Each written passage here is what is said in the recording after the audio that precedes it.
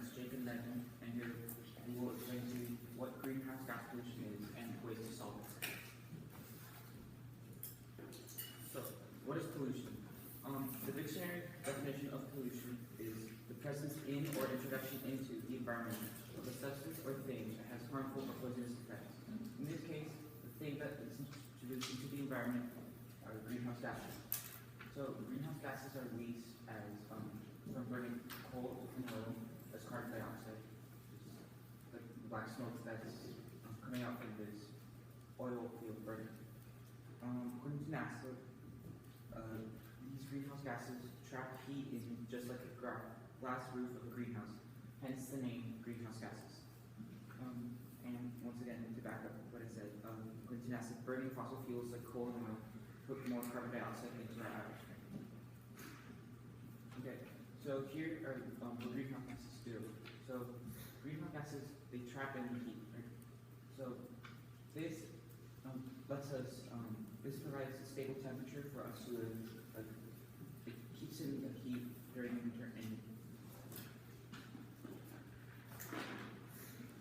keeps the cold out there. So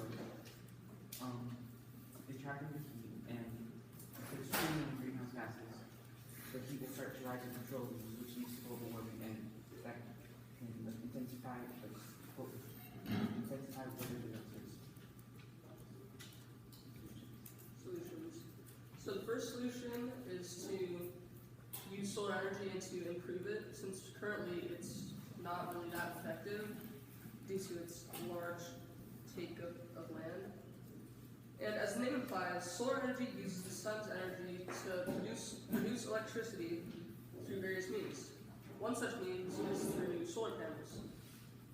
When solar panels absorb the sun's energy, it knocks electrons loose within the cell, and then when those electrons move, they generate electricity. Another way that the sun can produce energy for us is through solar thermal power plants. These plants help to reflect the sun's energy into a central point which can boil water to produce steam to turn it into produce electricity. These plants are mostly used in highlight sun states such as Arizona, because for solar panels to work, there needs to be a lot of sun exposure.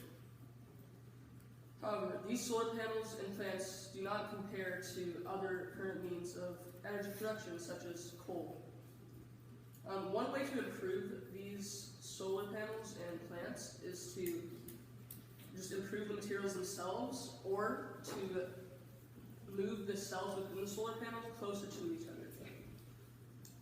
Some limitations and implications of solar panels is that the first one being that they don't work at night since they require the sun.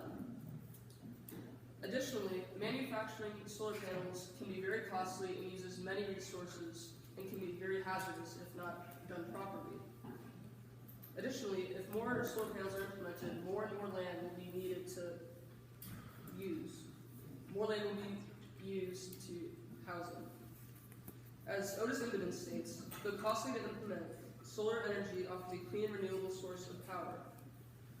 This is true since solar panels are not dangerous and they can't explode, such as nuclear power plants. Solar panels provide probably one of the most clean sources of energy. Solution 2, hydroelectricity. If improving solar panels is not enough, we need to move to a different source of energy production, this being hydropower. Currently, there are three main methods to produce hydropower: impoundment, diversion, and pumped storage. Impoundment works by controlling the flow of water into a turbine which generates electricity. This can be a good alternative to solar energy because it can work all the time and it has relatively low maintenance. Once the water is drawn from a nearby reservoir or pool, gravity takes it into the turbine where it generates electricity. Diversion does as the name implies. It diverts water off from a flowing river into a turbine where it then produces energy. And finally, pump storage works by moving water to an elevated location where it can be used in the future if needs for energy increase. Some limitations of hydroelectric energy are that it takes a lot of space depending on how large it is. Another is that it is very costly to build and maintain these dams, since it's very hard to control water and make it move to where we want it to. These dams can also interrupt ecosystems and the environment around them, which can be very detrimental. Some implications are that water will always be there. Sometimes it won't, due to droughts. Another is that that maintenance will be easy, and it's hard to do maintenance because you have to divert that water to a separate area. All right, with growing concerns of energy demand that are clean, we need to look at nuclear energy. I'm sure many of you have heard of how this works. Nuclear fission, atoms separate and create a lot of energy, and these are done in large plants. So, for their pros, compared to other sources, they are the cleanest and lowest emitting sources of energy and release the least amount of greenhouse gases. And that is important because in today's world, many people are concerned about global warming, which is a very hot topic, and this is safe in that regard. According to the Nuclear Energy Institute, they produce 62% of emission-free electricity throughout the United States. And one of the most important parts is that they don't rely on fossil fuels, which contributes again to global warming. One of the most so they have high fuel energy production, so they use uranium as the main source of fuel, which is non-renewable, which is a problem. However, for the amount that we have, you can produce more than enough to sustain most cities throughout the U.S.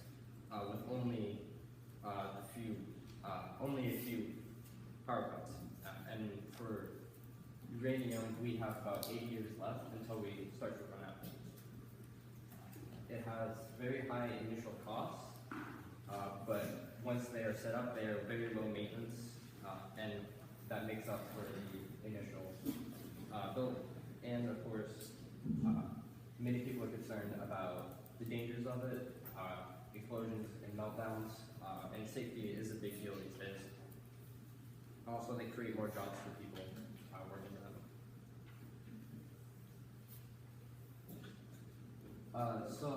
Just as a quick comparison between all three of our solutions, solar energy is very clean and safe. However, it does not work at night and has some drawbacks. Hydro energy is very low maintenance, but they are hard to build and use a lot of land. And then nuclear energy, while it has good great ratio of fuel to energy production and low emissions, there's a lot of potential disaster, land use, radioactivity, and of course, they are limited in supply. So in the end, we decided to use hydroelectric power as they have very minimal drawbacks and provide still decent energy, and they've been proven in the past to work